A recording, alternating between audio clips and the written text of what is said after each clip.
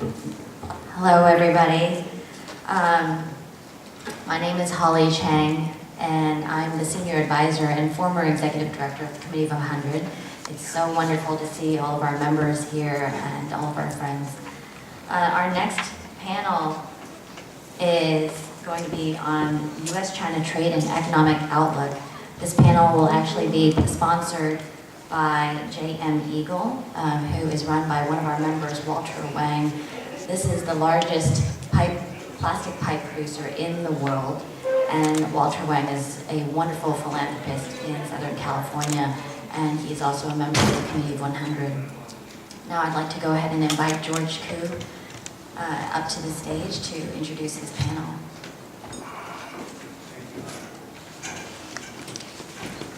Thank you.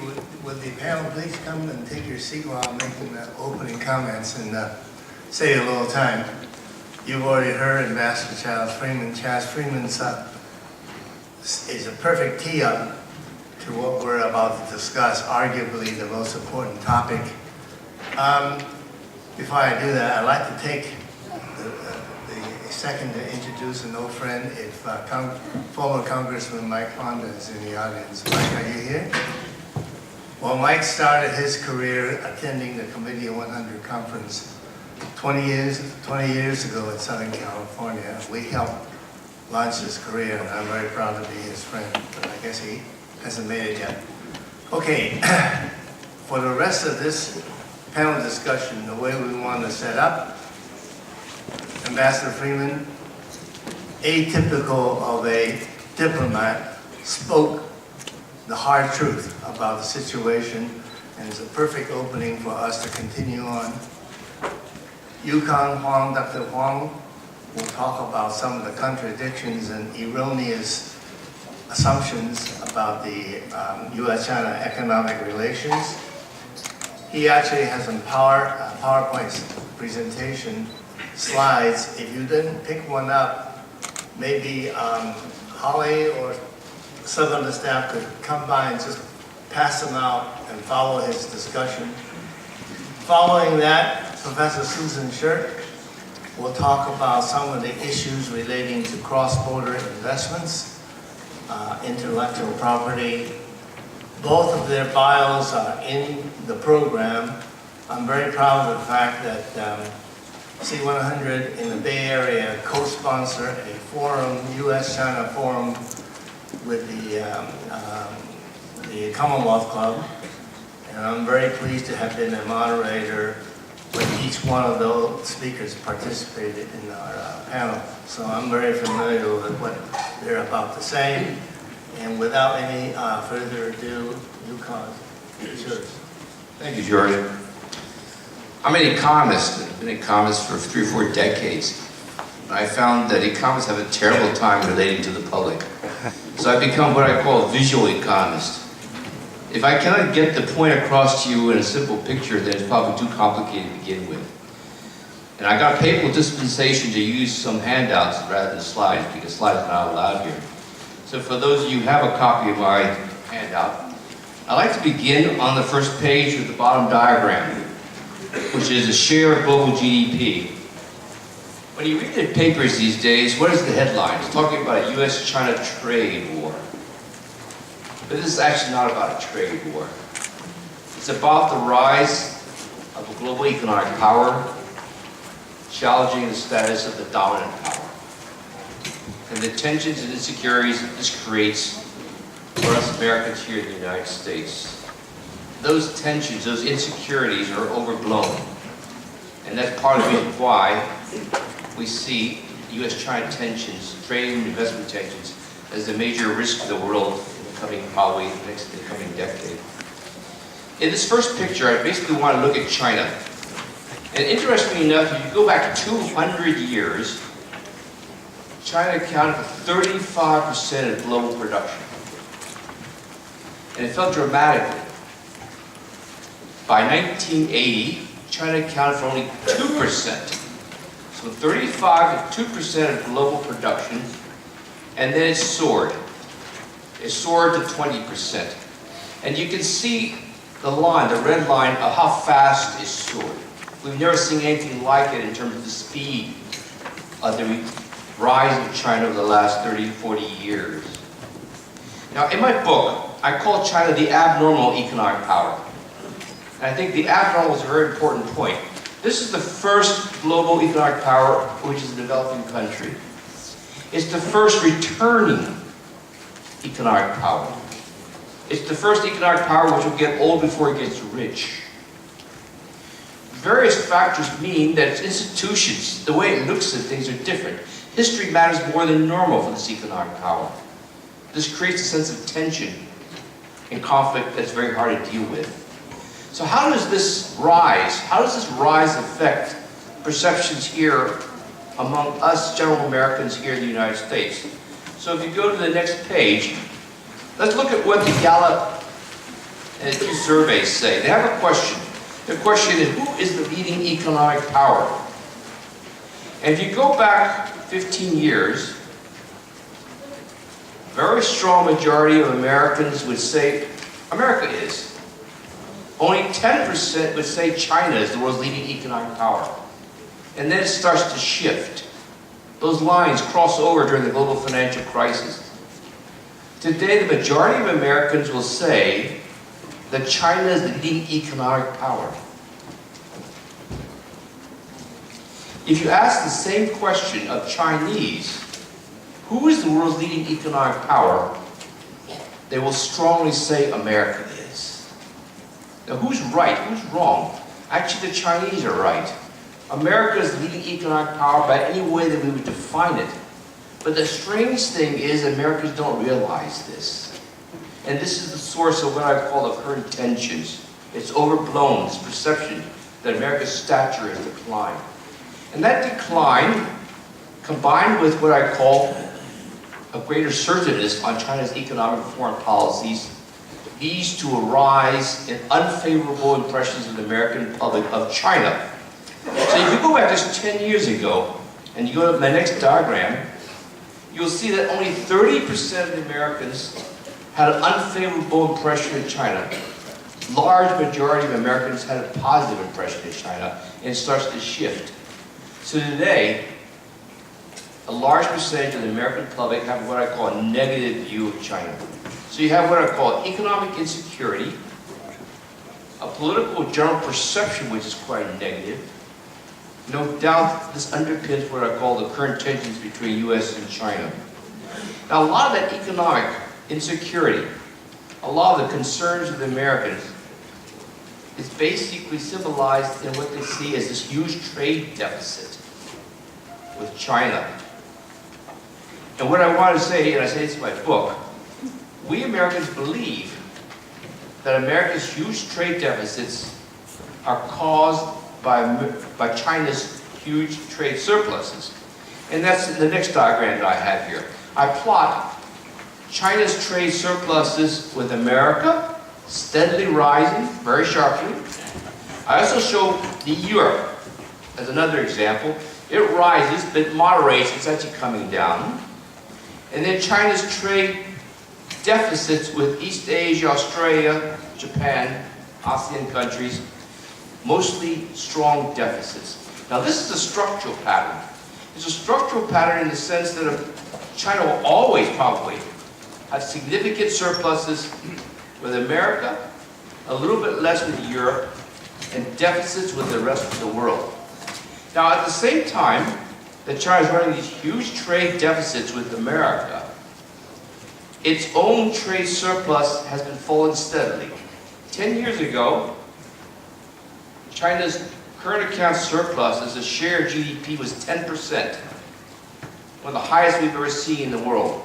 It's fallen to 1%. 3 years from now, the IMF projects that China will be a trade deficit country. Now that's interesting, because part of the accusations is that China is running these huge trade surpluses, where it's mercantilistic. It's very hard to defend that proposition if China becomes a trade deficit country. But when China becomes a trade deficit country, it's still going to have huge trade surpluses with America because of the nature of what they trade and deal with each other. So this perception here in America that the trade is a problem with China That's what I address in my next diagram on the bottom of that page. Ambassador Freeman talked about trade being determined by savings and investment. I found that most Americans can't relate to savings and investment and accounting identities. So I try to do it in a very simple way. If you look at that diagram, you'll see that America's trade deficits start to become very large by the late 90s. And they become really large by the mid-2000s. Then look at the top line, which is China's trade surpluses, and you see that they were essentially non-existent until around 2004 or 5. So the first point I want to make is, how could China be causing America's trade deficits 10, 15 years ago when China wasn't even running any surpluses?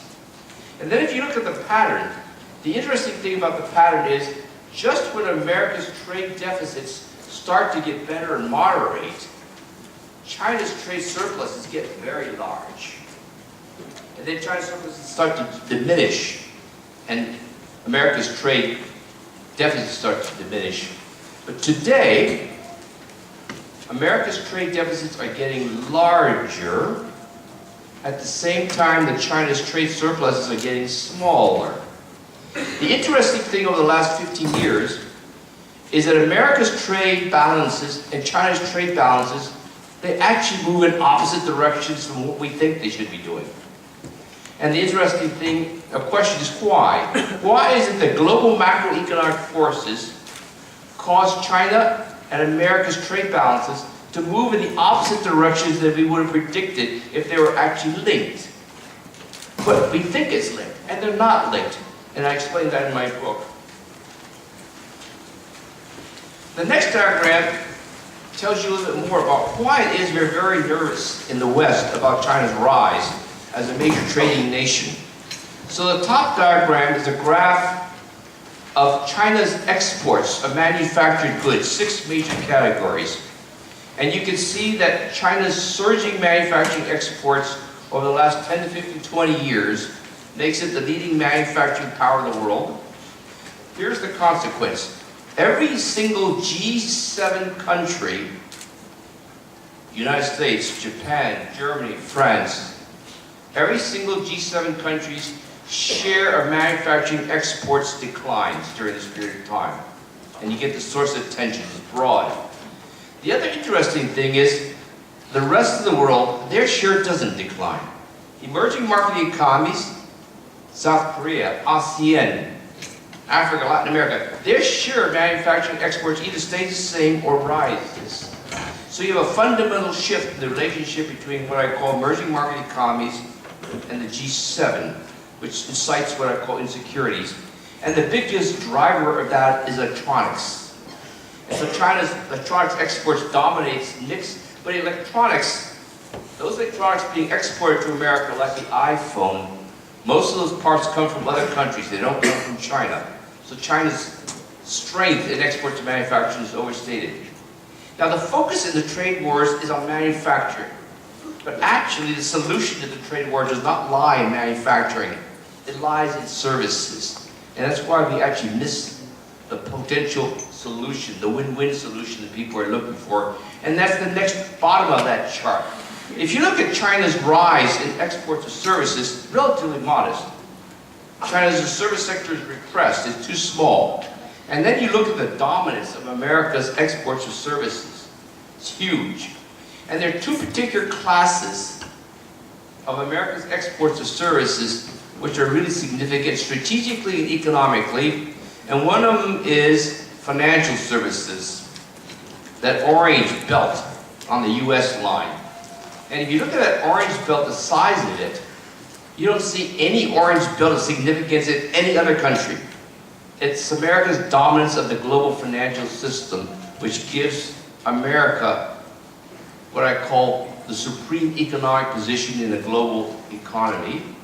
And the next particular sliver, R&D and business services, America's dominance. These two categories is the heart of America's strengths. So what the point I'd like to make is, America's really strong agricultural economy, strong in services, and that is its comparative advantage. if you're going to strike what I call collaborative relationships between China and the United States, you have to begin to look at how do you do this by coordinating the rise of services in China and the United States and the manufacturing. Now, the next diagram at the bottom of the page, I'm starting to talk about foreign investment going to China. One of the messages coming out of the White House is that American companies invest too much overseas. America is the largest source of foreign investment abroad. And too much of that is going to China. And that leads to job loss of competitiveness. So the first question I'd like to ask is, what percent of Americans' foreign investment actually goes to China? And the answer is 1.5. Only 1.5. The other 98.5% goes to other countries. So the question is actually quite different.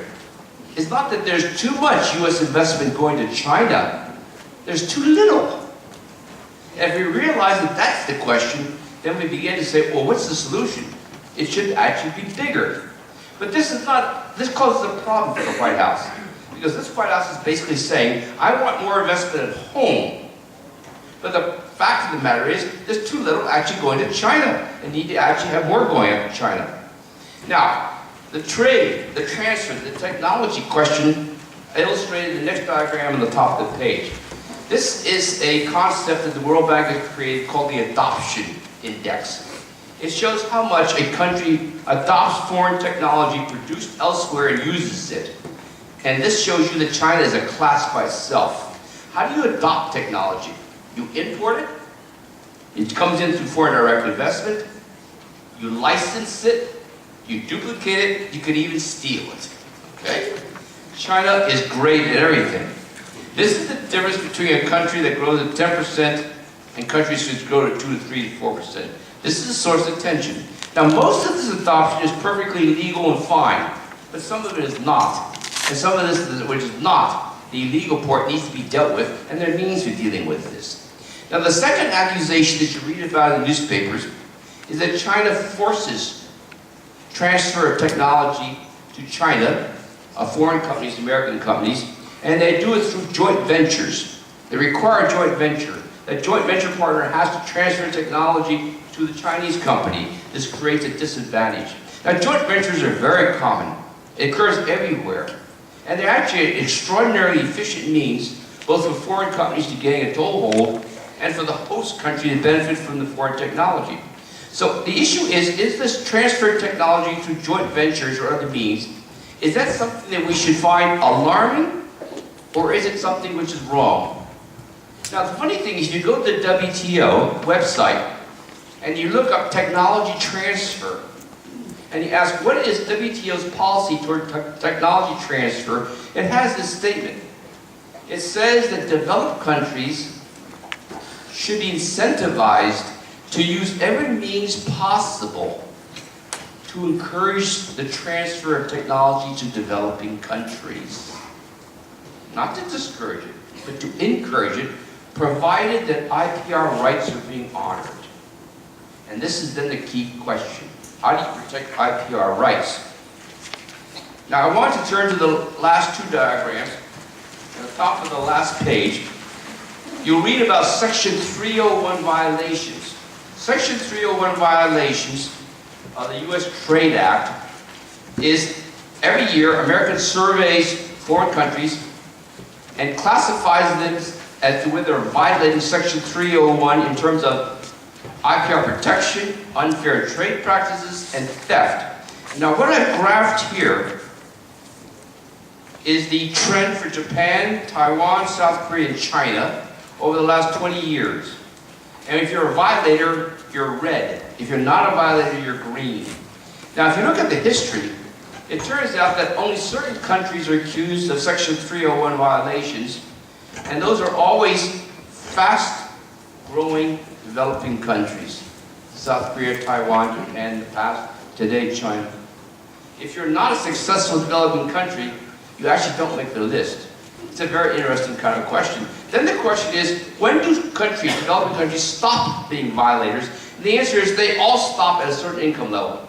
That income level, by the way, is about $18,000. China's around 10 or 12 these days.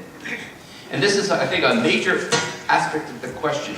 Violations occur, they have to be dealt with. How do you deal with it? The last diagram I want to deal with is this diagram about services. Because here in the United States, we worry a lot about manufacturing.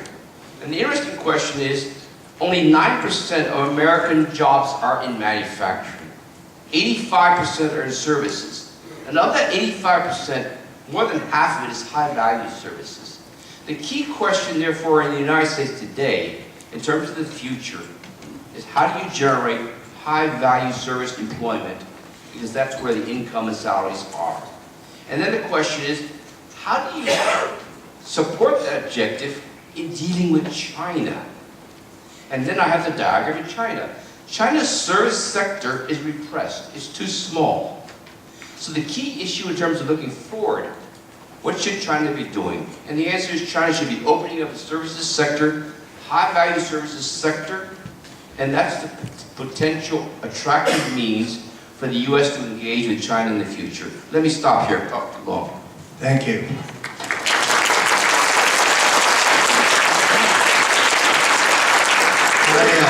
I neglected to mention that UConn published a book very recently called Cracking the Conundrum, Cracking the China Conundrum.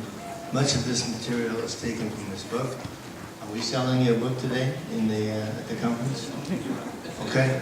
Anyway, it's available. Next, Professor Susan Shirk, who's head of the Global International Studies at UCSD, will talk about the issues involving foreign direct investment and IP. Yeah. So I just want to make sure, thank you so much. And want to make sure you get the name of our center right here, because I'm hoping that many people in the audience will pay attention to the 21st Century China Center at UC San Diego, which has become one of the strongest groups of social scientists studying contemporary China and seeking to contribute to the improvement of U.S. China relations. So come visit our website or come see us in La Jolla. Well, as an old China hand, and I feel like I really would like an honorary membership in the Committee of 100 because I have had the pleasure of speaking to the group several times in the past, and I feel that my concerns and my interests as someone who's been working on U.S.-China relations since the 1960s are very much in line with those who are members of the Committee of 100. And I have been shocked and really upset by the sudden force of the backlash against China in our country. We've gone to thinking about China as a potential partner, despite our different political systems, to seeing China now as a competitor, and even as an adversary. And I'm really worried that we are in a downward spiral to a truly hostile Cold War type relationship.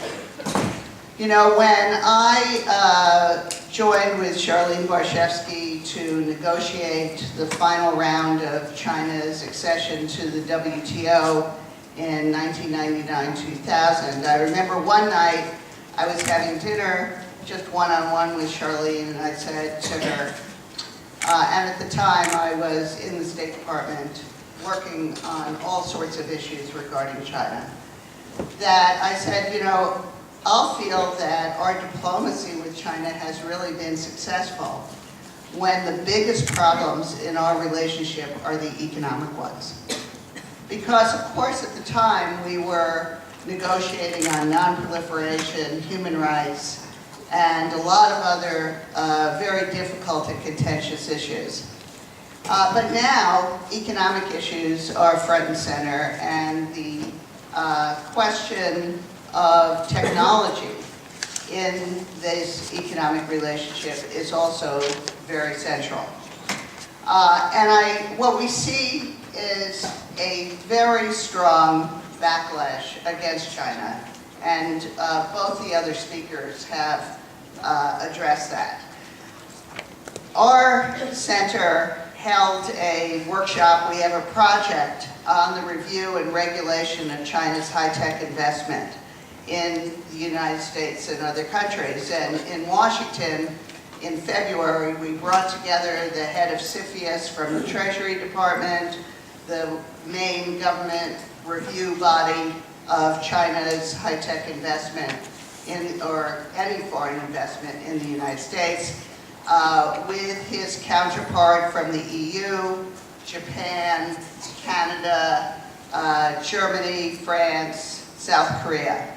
And what really struck me was, and horrified me, is that in all of these countries, there are moves afoot to tighten up restriction on China's investment in high-tech sectors.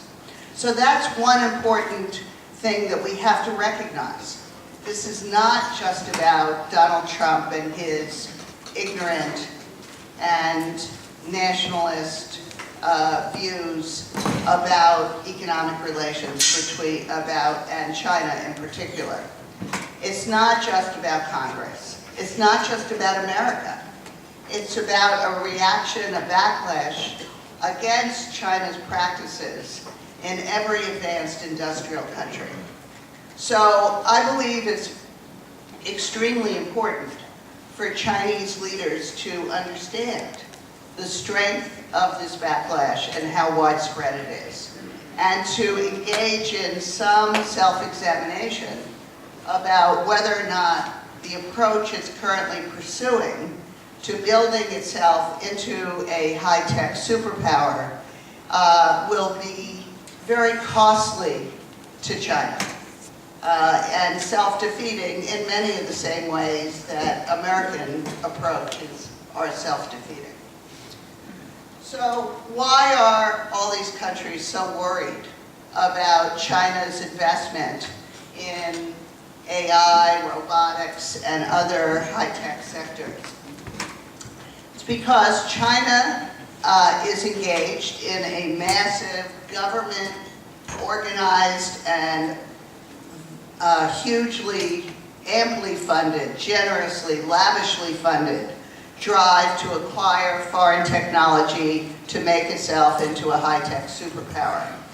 And what's striking is of China's outbound investment, now the largest share is in high-tech, whereas a few years ago the largest share was in energy and other raw materials.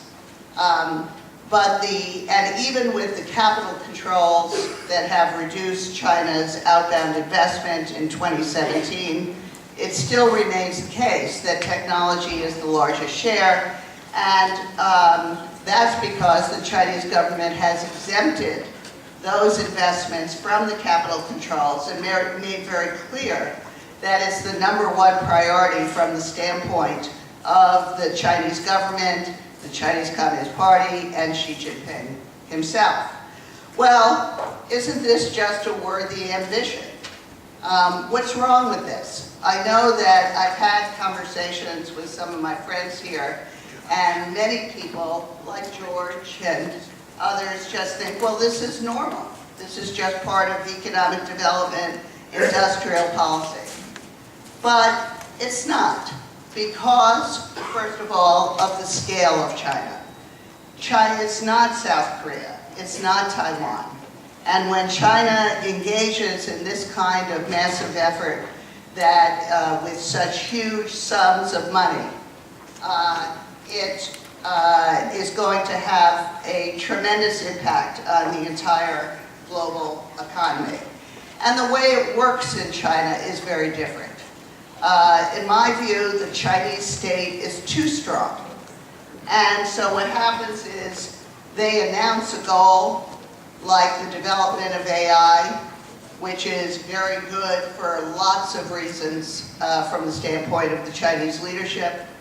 And then you get every province, every city rushing to get on the gravy train and to get a piece of that money and to show loyalty to the leader, the core leader, and to the party by doing what the center asks. And so you get a massive expansion of, and oftentimes what results is a sort of cheap mid-tech version of the product that then floods the rest of the world in a way that distorts global markets. We certainly saw that happen with solar energy in China, massive overcapacity. The other source of the backlash is that for so many decades, China was clearly moving in the direction of building a market economy and curtailing the role of the state in the economy, dismantling central planning, and trusting competitive market forces. Certainly international business benefited from that and felt that China was integrating with the global economy and was converging to a certain extent with the market economies that exist in other countries. But that's not China today. What we have in China today is the recentralization of power, including putting the Communist Party back in the enterprises. Government guidance funds are being used, financial instruments, to guide and control private firms as well as state-owned enterprises. In effect, China today is re-emphasizing the socialist aspect of the system very explicitly. And it's also making clear that this drive for high-tech advances is part of civil-military integration to build China into a powerful world-class military that can fight and win wars. So it's hardly a surprise that, especially in the United States, you get concerns about national security related to that type of very ambitious drive to build up China's military capabilities.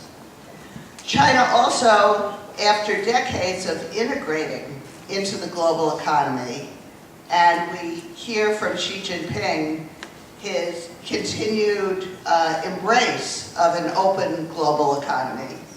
And yet, in reality, China is, just as the U.S. is in its own way, disrupting the interdependence that, if you're a Marxist, I believe that that interdependence is kind of the economic base for world peace.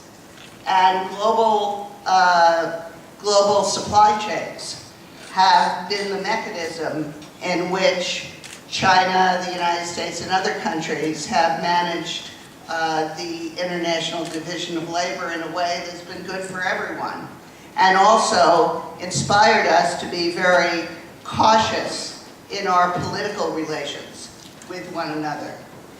But China 2025 calls for 70% domestic content of core components and materials by 2025. In effect, what China is doing is trying to bring supply chains into China, under Chinese sovereignty, if you will. And we have international companies that are playing important roles along those supply chains. So this is very detrimental to their interests as well as to the cause of world peace. So what should the United States do about this? I agree with so much of what Freeman is saying about the dangers of overreaction in the United States. A member of Congress I read last week had made the comment that Congress does two things well: do nothing or overreact.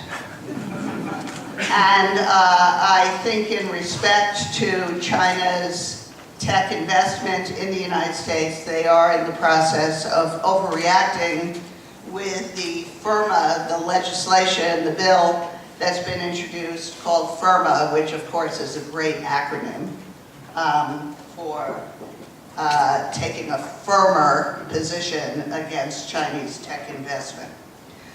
So I really worry that these overreactions will be very detrimental to the openness of our own economy and society.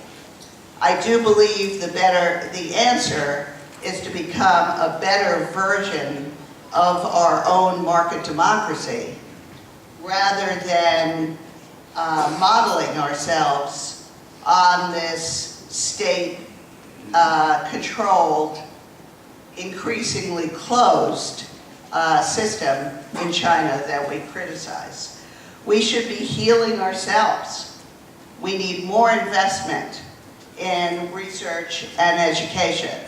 We should be reacting the way we reacted in 1957 after the Sputnik shock and put more money into national merit scholarships and our own innovative society. We certainly should avoid creating the perception that the U.S. is basically engaged in technological containment of China. And things like the ZTE case, of course, are interpreted in China as a form of technological containment, that we're just trying to keep China weak. Then we have to actually try to we need to negotiate on the issues related to China's drive to become a high-tech superpower, the way it's using the state in managing that and funding that, and talk about the ways, the very specific concerns we have. And I believe the Chinese side is ready to negotiate if we have a sensible negotiation strategy. On national security concerns are real, but we need to narrow the scope and don't let them dominate our very real interests in economic interdependence with China and in our own open economy and society. Former Defense Secretary Gates, when talking about export controls, said the approach should be smaller yards and higher fence. In other words, limit to technologies that are clearly linked to national security and don't define critical technologies too broadly. There's been a lot said about the social impact and the fact that Chinese Americans and people of Chinese descent who go back and forth between the U.S. and China are likely to become vulnerable to the tensions over these issues. Our university ecosystem, I really hope that we don't restrict Chinese students coming and working in the labs of UCSD and other American universities. So I'm very concerned about the overreactions, but I think it's important for this group to understand that what's happening in China is not just your normal industrial policy. There are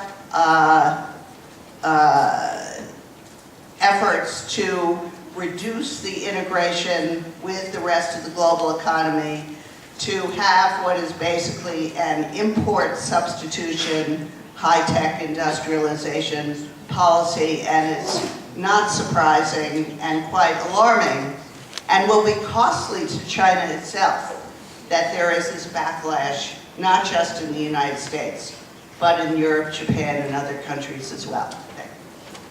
Thank you, Susan.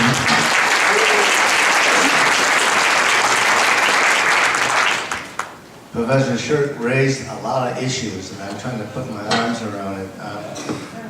Chaz, would you be willing to, after I make some comments, could you comment on what she said? Because some of it seemed to be in agreement with you, and some of it seemed to be in disagreement. I got this feeling that China can't do anything right.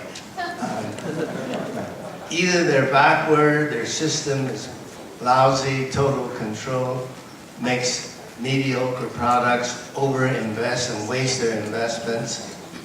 So from that point of view, they can't possibly be a threat to the United States. On the other hand, this Made in China 2025 is so threatening to the United States because it promises to surpass the United States in certain technological areas. I'm not sure how they're going to do that by just throwing money at it. They must have some other abilities like highly trained, highly motivated jobs, qualified people. And President Trump liked to say China is taking all our jobs away. But I have to point out that in the United States, there are a lot of jobs available that's not being filled. And what kind of jobs are they? They tend to be highly skilled jobs that require higher education. And we don't seem to have those kind of people to fill the jobs. So I think what the Trump administration is saying is China, don't train your people too well because they got to be more like us. What do you think, Jeff? I think you got a fundamental point right at the outset, George. It reminded me of a comment by Will Rogers, the famous American Indian comic from the 20s and 30s. He said, the problem is not what Americans know, it's what they know that just ain't so.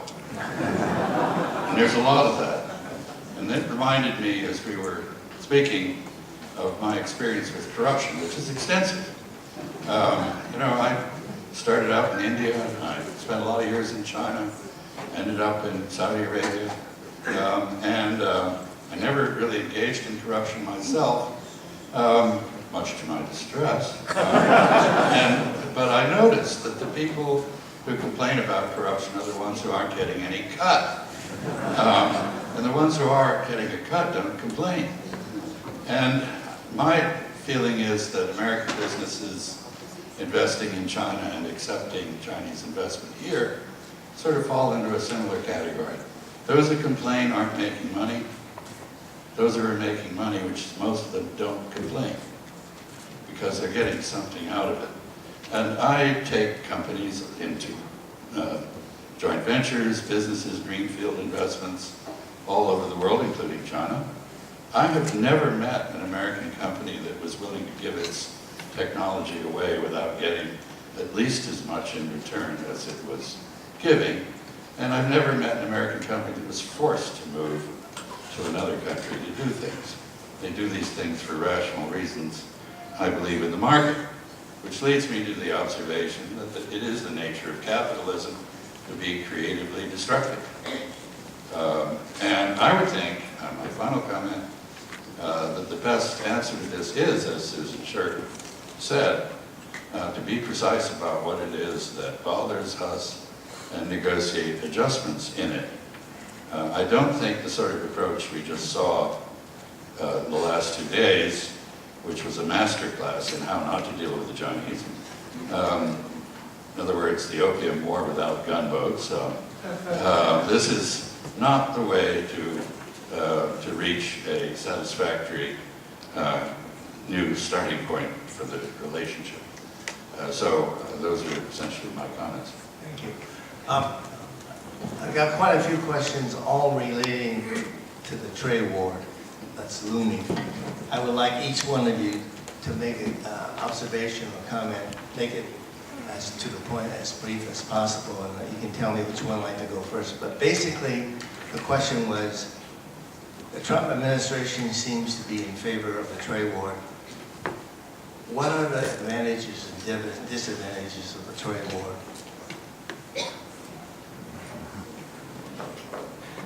Well, I don't see any advantages to a trade war, but let me just make an observation about what I think has happened with the Trump quote-unquote strategy, which is not really a strategy.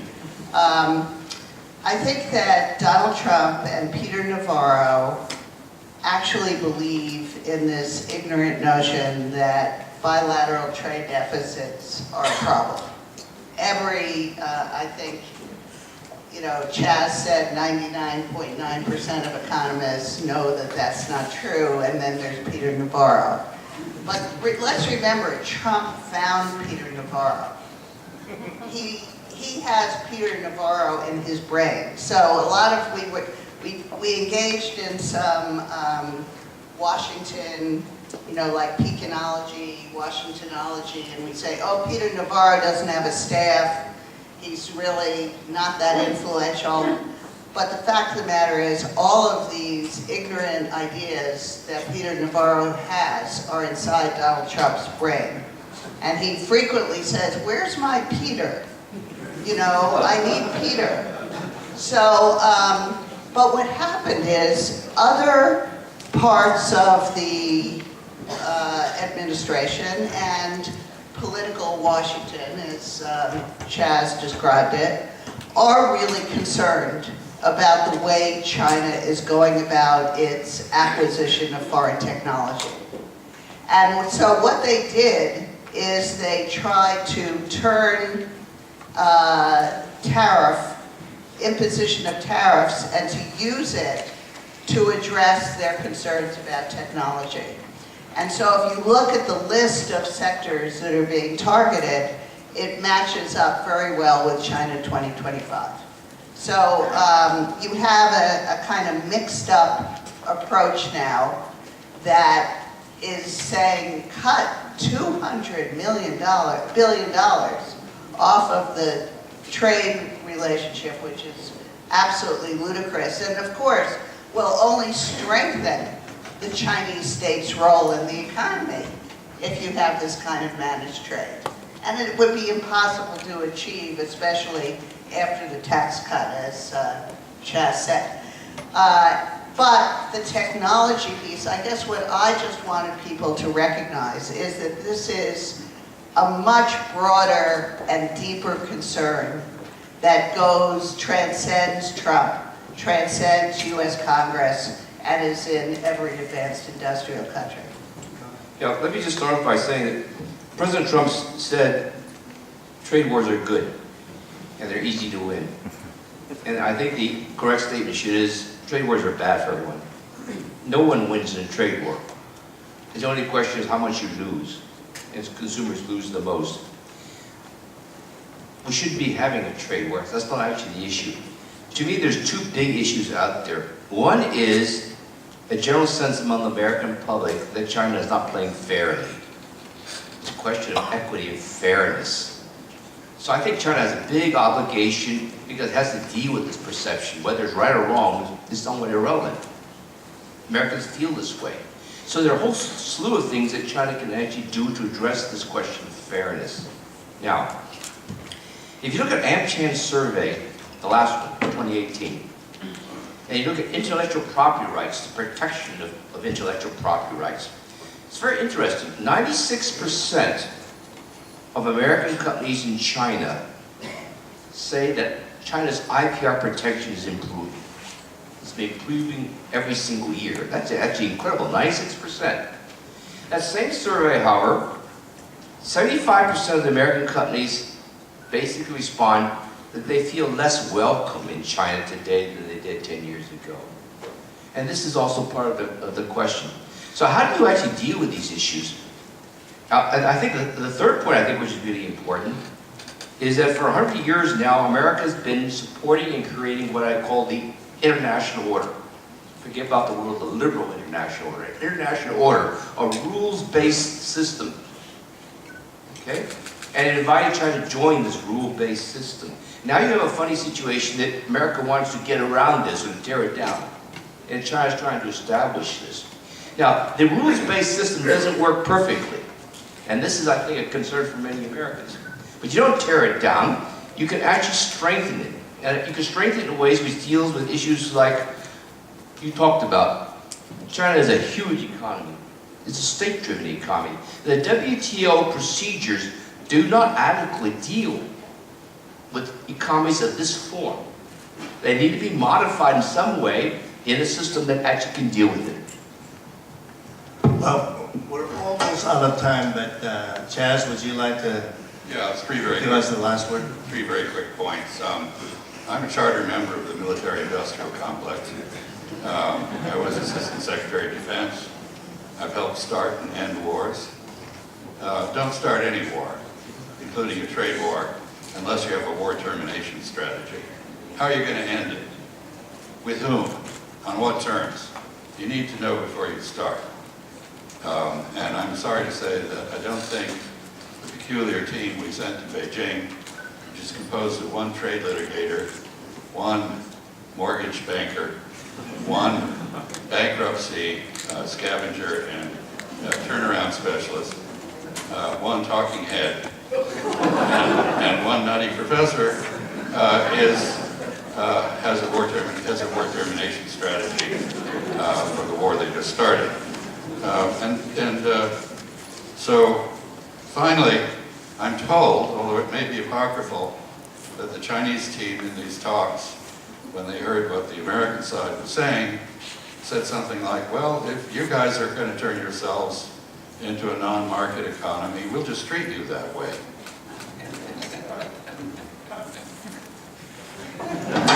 Okay, on that note,